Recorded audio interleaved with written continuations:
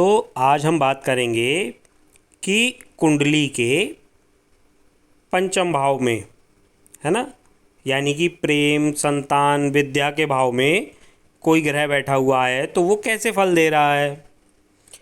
तो चलिए शुरू करते हैं।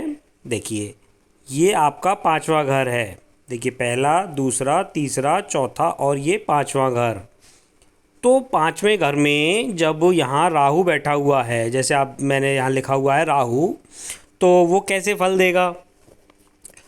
तो राहु को चूंकि हम शनि के अनुसार देखते हैं, तो जब यहाँ राहु होता है, अब राहु अगर अपनी उच्च राशि में बैठा हुआ हो, है ना, या शुभ प्रभाव में हो, मित्र क्षेत्री हो, तो वो व्यवसाय से लाभ दिलाएगा, नौकरी से लाभ दिलाएगा, आय अच्छी कराएगा, क्योंकि उसकी सातवीं दृष्टि आय भाव पर पड़ रही है ना। लेकिन यहाँ बैठा राहु संतान के सुख में कुछ कमी भी करता है। अब यहाँ अगर वो नीच राशि में हो, अशुभ प्रभाव में हो, शत्रु क्षेत्र में हो, तो फिर कैसे अशुभ फल मिलेंगे। क्या होता है कि देखिए, संतान संबंधी कष्ट वो यहाँ से आपको देगा, जैसे संतान का ना होना, और अगर किन्हीं और योगों के कारण संतान आपके होती है तो उससे विचारों का ना मिलना, वैचारिक मतभेद रहना, या संतान सक्षम होने के बाद बाहर चली गई, आपको उसका कोई लाभ नहीं हुआ, आपके लिए संतान ने कुछ नहीं किया, इस प्रकार के फल मिलेंगे। अच्छा, अब यदि यहाँ के राहु पे बुध की दृष्टि पड़ रही हो और उच्च के बुध की दृष्टि पड़ रही हो, तो कन्या संतान होती है ना। कुल मिलाकर राहु का पंचम भाव में बैठना अच्छा नहीं माना जाता। अब हम बात करेंगे कि देखिए, यहाँ पर यदि केतु बैठा हुआ हो, इस स्थान पर पांचवें घर पर केतु बैठा हुआ हो, जैसा आप देख पा रहे हैं पांचवें घर पे केतु बैठा हुआ है, तो जातक को ये क्रोधी बना देता है। जातक क्रोधी होता है, उसे पेट के रोग, कफ के रोग, वायु के रोग होते हैं। अब यहाँ संतान संबंधी में गर्भपात जैसे फल देता है।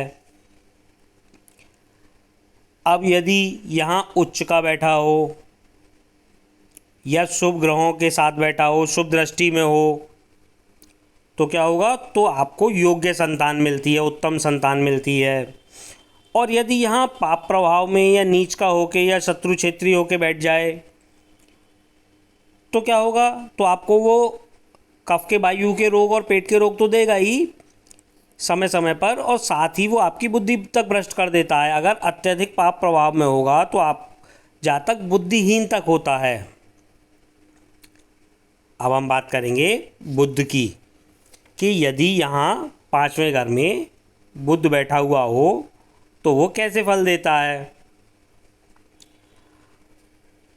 तो जातक को वो चतुर बनाता है, उसे स्त्री का सुख, पुत्र का सुख अच्छा मिलता है।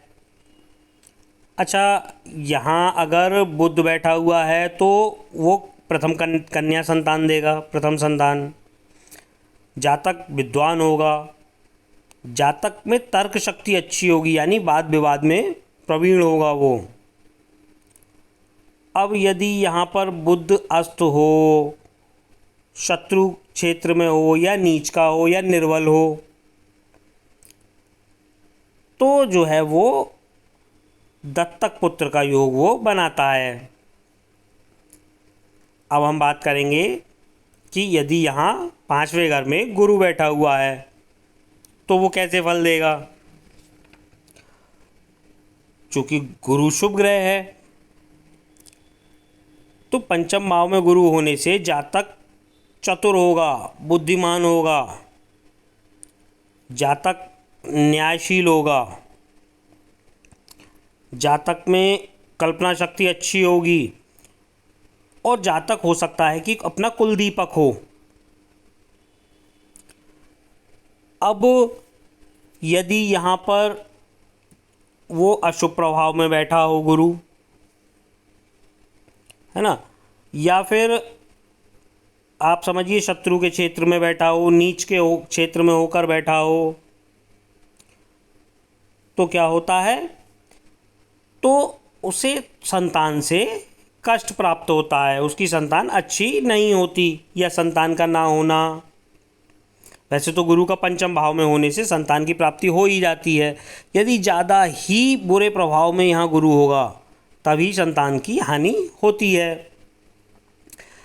अगर यहाँ उच्च का होकर बैठ जाए या अपनी ही स्वयं राशि में होकर बैठ जाए गुरु, तो क्या होगा, अच्छा खूब धनवान होगा, उसे वाहन का सुख मिलेगा, चतुर होगा, ये सारे फल मिलते हैं। अब हम बात करेंगे यदि यहाँ 5वें घर में यहाँ शुक्र बैठा हुआ हो। जातक को देखिए, जातक को पुत्र का सुख मिलता है, स्त्रियों में वो प्रिय होता है, क्योंकि शुक्र यहाँ बैठा हुआ है 5वें घर में, प्रेम के घर में शुक्र बैठा है तो स्त्रियों में वो प्रिय बनाएगा। जातक देवी का उपासक होता है। जातक को जुए सट्टे से लाभ होता है ना। जातक को यहाँ का शुक्र अगर शुभ योग बन रहे हों तो उच्च पद यानी मंत्री पद भी वो यहाँ से दिला देता है। अब यहाँ से अगर शुक्र जो है वो नीच राशि में बैठा हुआ हो अपनी, या शत्रु की राशि में बैठा हुआ हो, तो वो जातक को बुद्धिहीन बनाता है और पुत्र सुख का अभाव रखता है उसे, है ना। यदि पुत्र हो भी जाए तो विचारों का ना मिलना या पुत्र से कोई लाभ का प्राप्त ना होना, इस प्रकार के फल देता है। आज हमने बात की 5वें घर में 5 ग्रहों की, ये पार्ट 1 था, और पार्ट 2 में हम बचे हुए 4 ग्रहों की बात करेंगे जो जल्द ही आएगा। धन्यवाद।